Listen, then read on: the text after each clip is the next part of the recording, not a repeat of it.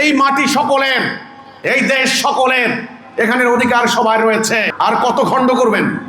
হিন্দু মুসলমান থাকতে পারবেন না এই কথা বলে বলে ভারতকে ভাগ করলেন, টুকরা করলেন, ভারত পাকিস্তান।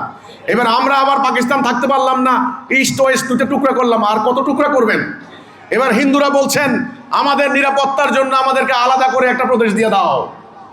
তাহলে হিজবুত তাওহীদ বলবে আমরা যেভাবে আক্রান্ত হচ্ছে মোল্লাদের দ্বারা, তাহলে আমাদেরকে আলাদা একটা রাজ্য দিয়ে দাও।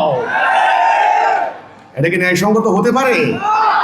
ইসলামের আগমন হয়েছে কি জন্য? ঐক্যবদ্ধ করার জন্য।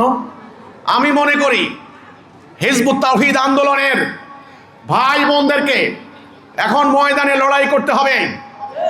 মুক্তিগামী জনগণ, দেশপ্রেমিক জনগণ, হিন্দু, বৌদ্ধ, খ্রিস্টান, মুসলমান সবাইকে বলতে হবে এই মাটি সকলের, এই দেশ সকলের, এখানের অধিকার সবার রয়েছে। এখানে এক দল আরেক দলের উপর আক্রমণ করতে পারে না, বাক স্বাধীনতা হরণ করতে পারে না, মানবাধিকার লঙ্ঘন করতে পারে না। আমি উদ্বেগের সঙ্গে লক্ষ্য করছি যেইভাবে সাম্প্রদায়িক উস্কানি চলছে, আগামী দিন এটাকে কেন্দ্র করে এই আমার সোনার বাংলা আবার প্যালেস্টাইন হয় কিনা, এটা আমার একটা উদ্বেগের বিষয়। অলরেডি ইসরায়েলের রাষ্ট্রদূত ইন্ডিয়াতে মন্তব্য করেছে বাংলাদেশে হামাস আছে, একথা বলে নাই। একথার ইঙ্গিত কি দিচ্ছে? এখানে তাদের পরবর্তী টার্গেট হতে পারে। সেজন্য ভাইরা আমার, হিজবুত তাওহীদ আন্দোলনের ভাই বোনদেরকে ইসলামের সঠিক মেসেজ, আসল বার্তা নিয়ে আপনারা মাঠে থাকবেন। আপনারা এই কথা বলতে হবে ওরা যে উগ্রবাদী আস্ফালন করছে এটা ইসলামের আসল শিক্ষা নয়, এটা আল্লাহ রাসূলের প্রকৃত ইসলাম নয়।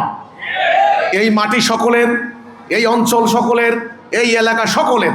আমাদের মধ্যে ডিভিশন হবে কেবলমাত্র ন্যায় অন্যায়, সত্য মিথ্যা, এই দুইটা, ধর্ম অধর্ম, এই ছাড়া অন্য কোনো ডিভিশন হবে না। কথা পরিষ্কার?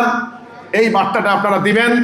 আমি আশা করি এখানে বাংলাদেশে আপনারা যারা অন্য ধর্মের সম্প্রদায় আছেন, আপনারা যেরকম উদ্বিগ্ন, আমরাও সমানভাবে উদ্বিগ্ন। এই উগ্রবাদীদের তাণ্ডবের মুখে, এই উগ্রবাদ মোকাবেলায়, ধর্মের নামে উগ্রবাদ মোকাবেলায় এখন থেকে প্রত্যেকটা দেশপ্রেমিক ইমানদার জনগণকে ইস্পাতের মতো ঐক্যবদ্ধ আন্দোলন গড়ে তুলতে হবে।